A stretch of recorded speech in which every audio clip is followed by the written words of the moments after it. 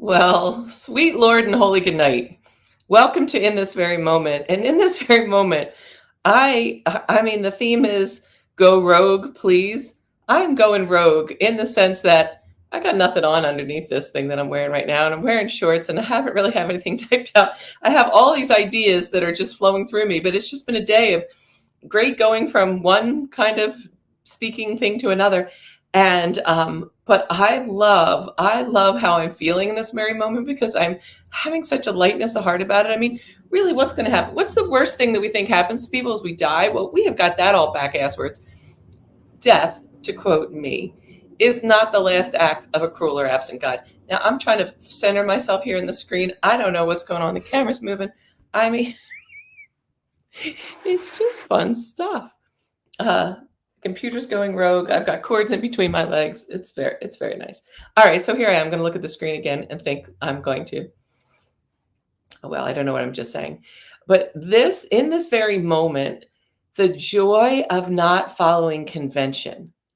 The word unconventional and the word rogue have been just coming to me, and what we can go rogue against and what can we can be unconventional with are anything that keeps us in a box or in any kind of regimen that limits us, that doesn't help us expand. I love the work of Joe Dispenza, and I mean, he's quantifying and doing experiments with people of the most amazing order.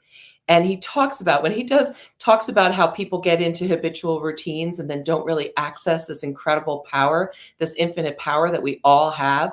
What happens is he does this thing. People get up at the same time. They get out of the bed in the same side of the bed. They go to the bathroom the same way they've always done. They brush their teeth. They have their coffee. They check their emails. They check their Facebook. They go about their day. They do the same thing over and over again, missing that they're just following some sort of, these are my words, like cattle chute into this seeming safe and secure way of being. And it's such a paradox. I mean, I've been arguing with my head, with the people in my head. I think I got this from my dear friend Jeannie, or I gave something to her. I used to have something that said, a little picture that I used to keep in a bathroom in another home that I lived in that said, I know I'm in my own little world, but it's okay. They know me here. So I've been having this discussion of my mental faculties, of the need for discipline and discipleship, and to have a routine that helps keep us taking care of ourselves in a way that's going to help us expand. And also the vital need to do something freaking different right now on the planet, to go rogue, to go against convention. The word unconventional, by the way, didn't even like arise until the 1600s. And I just taking that word apart, which is, the opposite of the not. And convention, the CON comes from with, and vention meaning the agreement or the vent or the current. And to the extent that we've all agreed that we're limited, that we need to be afraid of what this life is, be afraid of our last breath, be afraid of others and our ability to prove it in this world, that is the convention that needs to be massively gone against, which really we're not going against anything. We're just going with the truth, with the natural current. The body of wisdom called Abraham Hicks, they're always saying you want to swim downstream, not upstream. And when swimming downstream is with universal truth, it might seem like it's upstream because of people, places, and things really not being in alignment with this new way of being. But you can tell from your soul. I used to tell my kids, they all went to CCD, which was Catholic catechism training or whatever it was called. And I used to tell them, if anything you learn doesn't comport with unconditional love, question it and find the truth for yourself.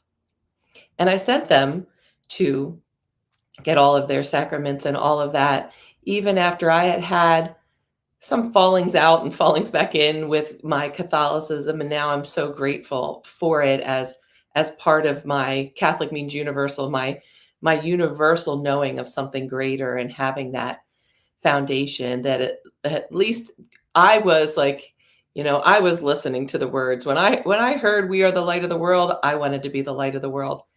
But I kept my kids going when I was struggling because my former in-laws were still in the body and they had such a devotion to Catholicism. And I thought I made the decision that it would be so horrific for them if their grandchildren didn't get confirmed or first Holy Communion, and with the fear that that would overtake them or whatever might happen, that I always said, when they would complain towards the later years, I would say, this is for Grammy and Grandpa. And take what you like and leave the rest. This is about finding your path to God, and this is part of your religious ethnicity, and but in that sense of saying to a child going to catechism, if it doesn't comport with unconditional love, you can throw it out, you can question and throw it out. That's going rogue. I love the word rogue, and I looked it up, and it comes from the Latin rogare, which means to beg or ask. And then what's the other word? Oh, roger from the English means vagrant or beggar. And when Jen, who is the facilitator for these live streams of the Creative Force team, her title, her mission in this world, and what she performs on behalf of humanity and all of existence, she is the supreme mission and vision catalyst. I'm waving to her in my little screen. I see her in StreamYard. And she says to me before I do these things, what's the theme? And the theme was go rogue. And then I said, and then put like a hyphen, please, exclamation point. And right before this live stream, I looked up the definition. And if you're receiving this in the eternal now, I mean, whenever it is, but when I then immersed myself into this, I was so pleased to know, please, and the word please, that there is that begging and that asking and that really the supplicating, which we can do to a greater. To supplicate is a kind of a spiritual term to put ourselves in front of something and say, oh, please. So I ask us in this very moment to go rogue and to put ourselves in front of our deepest longings for ourselves in the earth, and to let go, to go rogue, to go against the convention of anything we've done, and do it as simply as how you get out of bed in the morning. If you sleep with someone else, roll over them and get out the other side.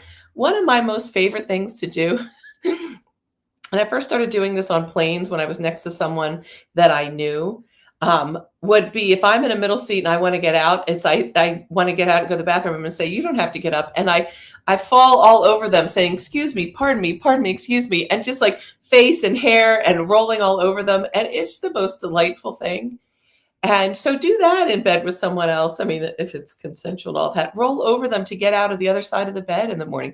Excuse me, pardon me, excuse me, pardon me.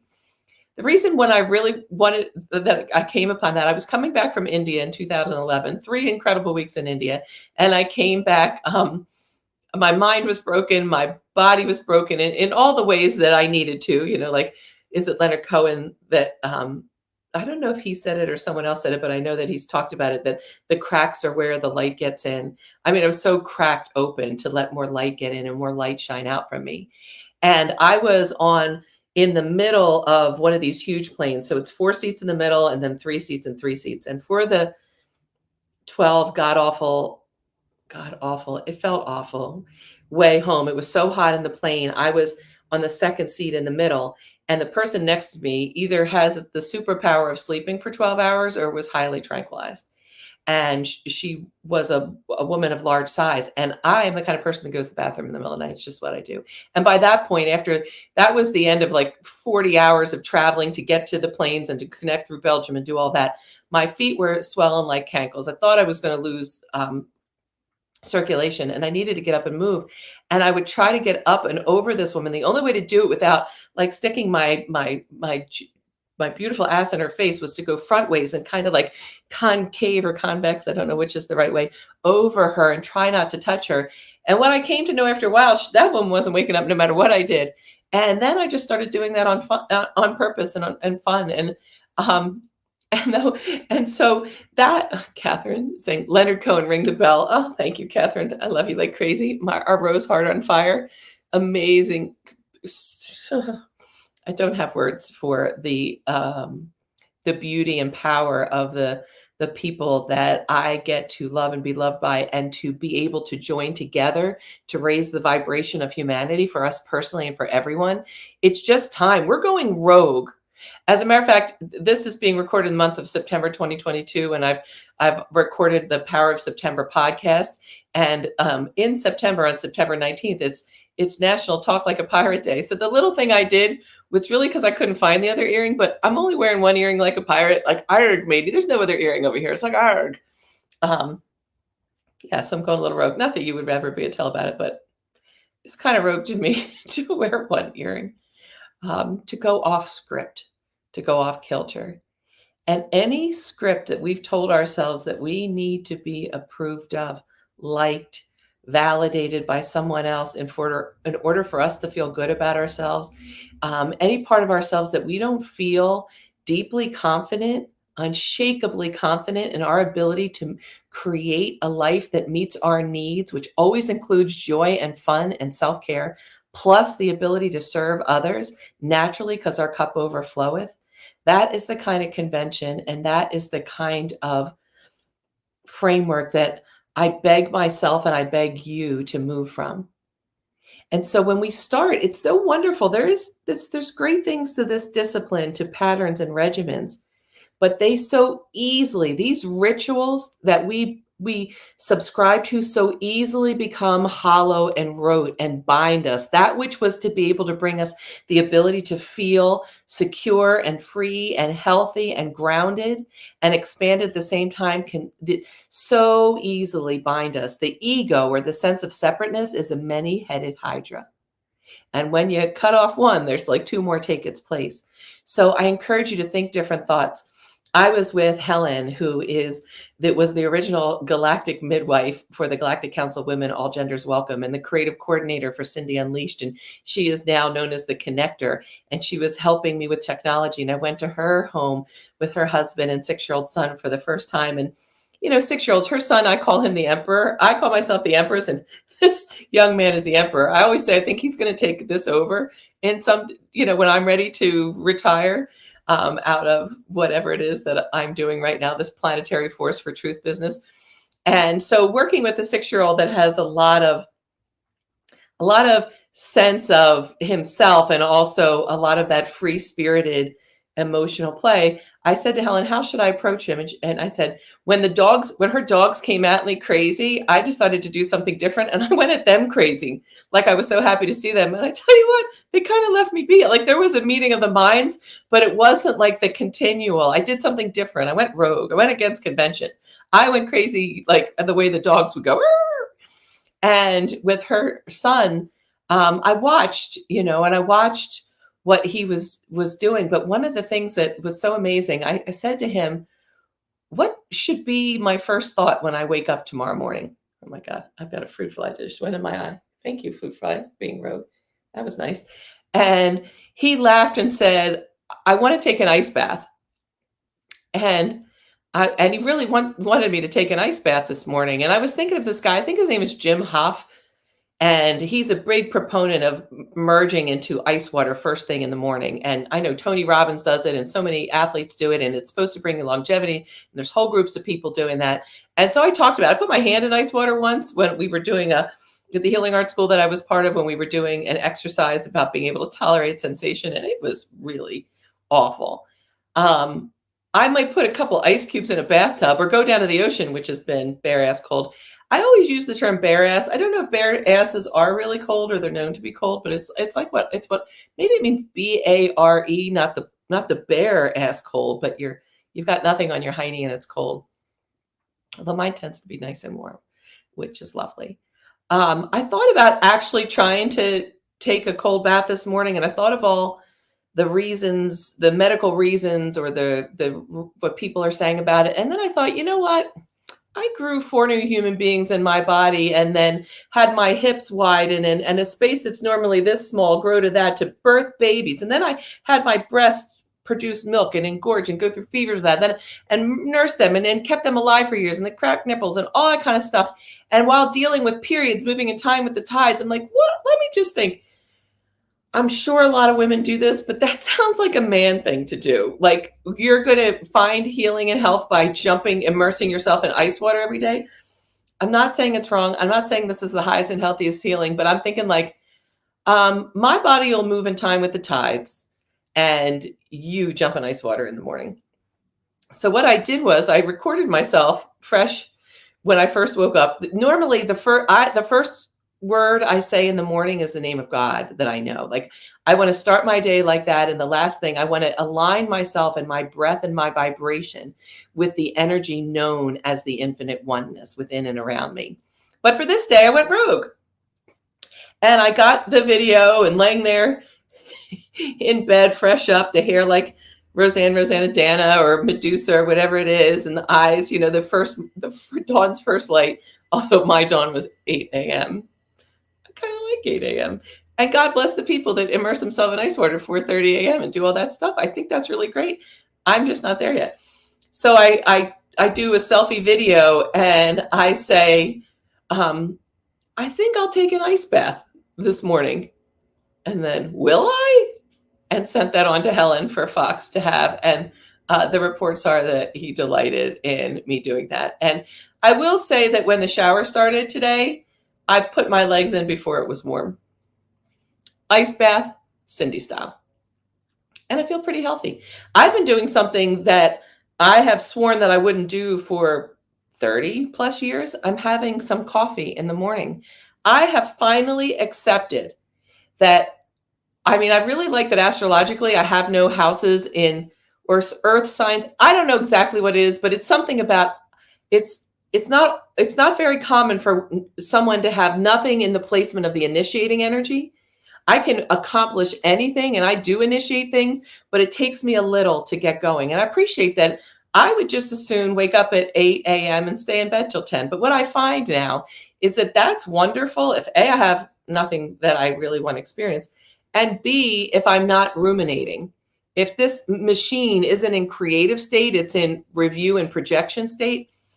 So, and I also know that coffee is acidic and all about alkalinity. So I always say the first thing that I want to put in my mouth is something so fresh from the earth and alkaline, whether it's a piece of flat leaf parsley or watermelon or wild blueberry or alkaline water. And so I'm like running with scissors these days, people. I'm having some actual coffee in the morning. A, it's delicious. I've always liked coffee. B, when I go to bed at night, like I think like when you get up in the morning, Cindy, you could have coffee. Ooh, good coffee. And I'm really enjoying it. And there is something so amazing that happens to a human being when we unleash our imagination and we let go of rules and we try something out. I think going rogue is to know that we live in a soup of forgiveness, of forgetting and erasing if we so choose. And when we live from that place, if you really knew that there was nothing that you could do wrong, that you were eternally forgiven for every laziness and every violent act, do you think you'd be lazy and violent in that kind of extreme that never changes? I don't think so. I think knowing about unconditional love and forgiveness, and this is a game, and we get to do anything like build a sandcastle, knock it down, build an etch-a-sketch for those kids of us that remember and shake it away.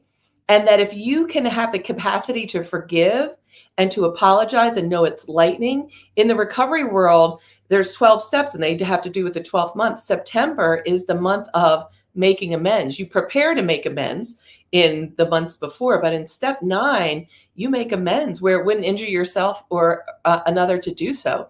So if we could immerse ourselves in the lightning of saying, I'm sorry and forgiving, what might you do? And I tell you what I'm doing, I'm having coffee in the freaking morning and enjoying it. I mean, I'm starting all sorts of other things. The Creative Force team of the Galactic Council of Women All Genders Welcome, and now having the storefront of Prosper Plus and the app, we are hiring top-notch worldwide team to help get this, to help play on the playground of unconditional love, infinite supply, abundance, and helping us. There really is something, people, we need to prepare our energy structure to be able to attract and master the abundance of the universe, and what we humans call a simple way of calling it money, or what people agree has power. We're going rogue for that. We can agree that there's so much more, and even infinitely, that we've ever known. And there is something about being able to let your body system handle it. If you get such an infusion of power and you don't know how yourself, your psyche, your body, your mind, your spirit is kind of bound and goes into the negative current, into the resentment, anger, limited thinking kind of current, or a revenge kind of current. When you get an infusion of energy, it could blow your gaskets in the negative way. There's, from the body of wisdom known as pathwork, there's a quote that goes something like this, is that cosmic pleasure supreme is feared for a very good reason. That if you're not aware of how you can consciously channel what energy, which is in itself neutral, into the constructive or destructive current, if you get a huge influx of it and you're still not prepared for it physically, emotionally, mentally, intellectually, relationshiply, communicatively, not a word, but with who you talk with, and how you speak, how you use your vibration, it could go and really mess with you. I mean, I've seen that happen. Like, my milk would let down so fast with my babies when they were infants. I was so happy that when they would get to be like between 6 weeks and 2 months, because they could handle, because when my milk would let down, it was like putting a garden hose on full into that little tiny mouth. So mother's milk is like spectacular and all of that, but coming at that speed, it would like drown the child. So I would try to like pull away and spurt all over their face, and it's in their eyes, and the baby's crying. I mean, if you've ever breastfed a baby or witnessed that, maybe you're one of these people that can pop your baby on the breast like Madonna and Child and like all those paintings, but I was not one of them. It was a kerfuffle. My breasts were the size of, basketballs, and I mean, it was just a thing. And I mean, they're spectacular. They're real and they're spectacular and all that. But it was a thing. That's the same way with energy. So our mission now is being able to prepare people to attract and master gobs of money and direct it for the upliftment of the self and the world. And having the decades of experience I've had around the planet, I now know how to have within me to work on those thoughts and send them on, to be able to attract and master gobs of power agreements and direct them for the healing of the entire planet, even if I haven't left my home. I'm in my home right now. Welcome to my desk. And so that's what I'm getting to do. And it is going rogue in the sense that any part of the limited human thinking or experience that keeps us small, that keeps us from not being able to feel so confident, which comes from the root with faith in our ability to attract the infinite supply of the universe, which only wants to give us what we reflect. The universe is a great mirror. If we're like putting out lack, it'll mirror back lack. But if we're putting out abundance, oh boy, the treasures. And that's where I think with the pirate iron matey, when I do these live streams, the picture that I see of myself is reversed. So I can tell you, I don't know which way is left and right, and which I have to feel for the iron matey with the one big hoop. Let's go rogue against that together. And please, I beg of you, I ask you to go rogue and to find within you. These terms are used. I don't really understand them. I spend way more time in spiritual literature, and communities that speak of the highest evolution and how to heal from the originating cause of the sickness that we see so prevalent all over the world. But I stick my toe in just, to know what's going on. And the term cancel culture is very big and has been big for a while. And I think, yes, we got to do with accountability and people, we have to follow those kind of conventions. Look what I just said. But really, can we follow those and go rogue and forgive anyway? Forgive and move on from that for ourselves and for others, and to immerse ourselves in the soup of erasing the bindings to the past so that we can create a new future. There is something so amazing that I want to share with you today, and then I'm going to bring this to completion. Ganesha in the Hindu tradition is the god or the energy of the remover of obstacles and the unifier of people. And in the time of this very moment that's being originally recorded, it's just a few days ago was the celebration of Ganesha. And I have the most amazing friends all over the world, and especially those in India that shared their pujas and ceremonies, their altars, and it's a way to amplify the energy of removing obstacles and unifying people. And in the Hindu religion, the Hindu experience, everyone thinks that there's multiple gods, but really there's just one God, the infinite one. Then the God has many different facets. I say this to Catholics, like Saint Jude is the saint of hopeless cases, and Saint Anthony is the one when things are lost. I describe the Hindu gods and goddesses like that. It's an aspect of divinity that in our human experience that we can access and call on and invoke to support us personally and collectively. So not last night, but the night before, I was just overwhelmed with, I know that Ganesha in the story is the son of Shiva and Parvati, and Shiva went away on some sort of whatever Shiva went on. I don't know the story so well. I mean, I've known it, I've learned it, but I don't know it in this moment. But when he came back, Parvati was with child.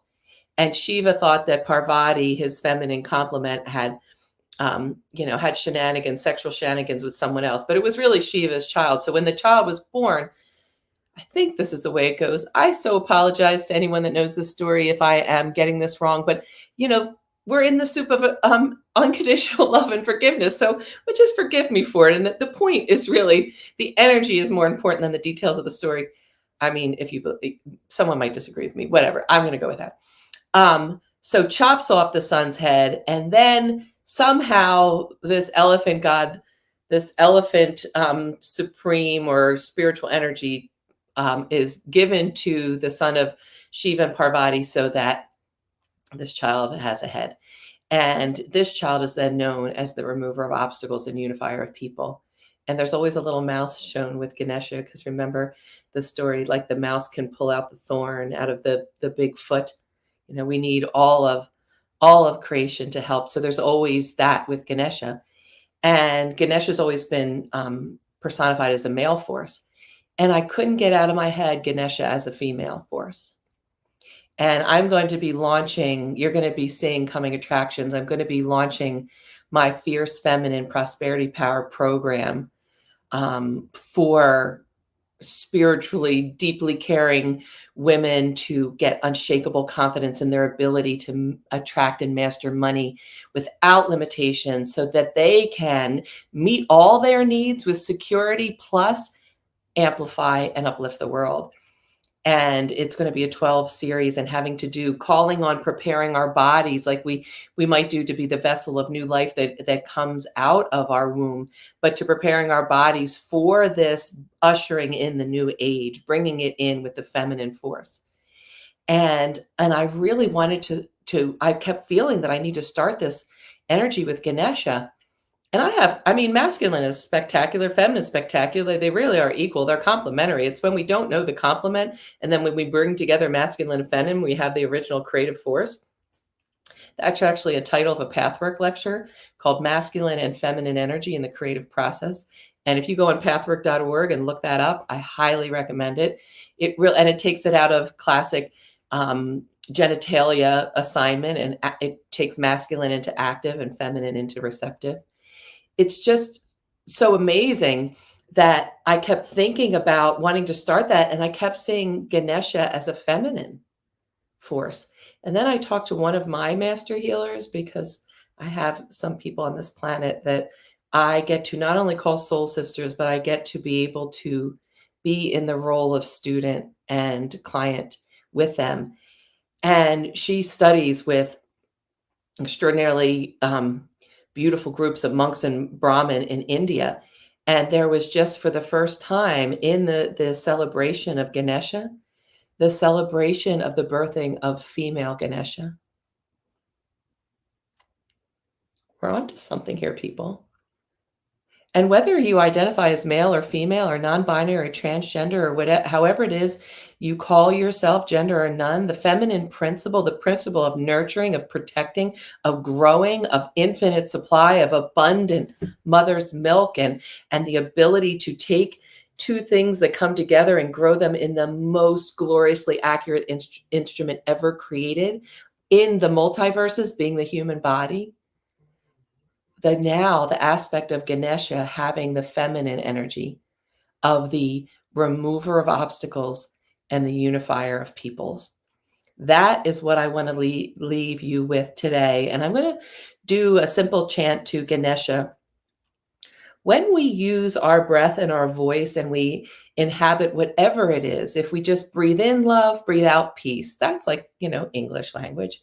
But we can also breathe in and out and share these Sanskrit words that were created because of the vibration. The people that devised the Sanskrit language didn't just call this paper because it, derived from something else. They felt the vibration of this and then named it. I don't know what paper is in Sanskrit. So the energy of Ganesha comes from the vibration Ganesha, and the seed syllable is gum. So Gum. So you could just use the seed syllable and just breathe in and then breathe out gum. Breathe in and breathe out gum. And let yourself now see this unifier of people as being the masculine and feminine energy in the creative process, because it's the creative life force energy of humans and our psyches coming together in the oneness that is going to be the solution for all the problems that we personally have or we see on the planet. There is no other way. We cannot solve these complex problems from the complexities, the insane complexities of how we've run amok. But we've gone rogue, erase. Let's go against that, and we'll come back this, and it's just all wonderful. So here's the simple chant to Ganesha. And for those of us that have heard Ganesha before and always had the energy of the masculine attached to this, let's see how it feels to have some feminine energy. Wonderful. All right, here it goes. I'm going to do it 7 times. And if you know it, chant along with me. Otherwise, just receive it, and receive it on behalf of the removing all the obstacles that you have ever experienced or will ever experience, past, fleeting, present, and future, for the removal of obstacles to knowing and inhabiting and living from our infinitely abundant, unconditionally, eternally loving selves, and to unify people, to bring us together. Let us have the different harmonious notes so we can sing really creative, fascinating, enjoyable songs here together in this universe. One verse, one rhythm. Okay, here it goes. Om Gum Ganapataye Namaha. Om Gum Ganapataye Namaha. Om Gum Ganapataye Namaha. Om Gum Ganapataye Namaha. Om Gum Ganapataye Namaha. Om Gum Ganapataye Namaha. Om Gum Ganapataye Namaha. Om Gum Ganapataye Namaha. Oh, Ganesha. Oh, everyone. Oh, infinite greater, however we know, God, Great Spirit, Krishna, Ram, Zoroaster, Jesus, Buddha, Muhammad, Allah, Baba, Source, Science, Nature, Love, Universe, Divine, Higher Self, Higher Power. Oh, thank you. Thank you. And specifically, the energy of Ganesha, masculine, feminine, both, none, all, whatever. Thank you for appearing in this new way, in this eternal now, for me, for you, and for everyone and everything. Love, power, and blessings, dear wonderful person. Mwah.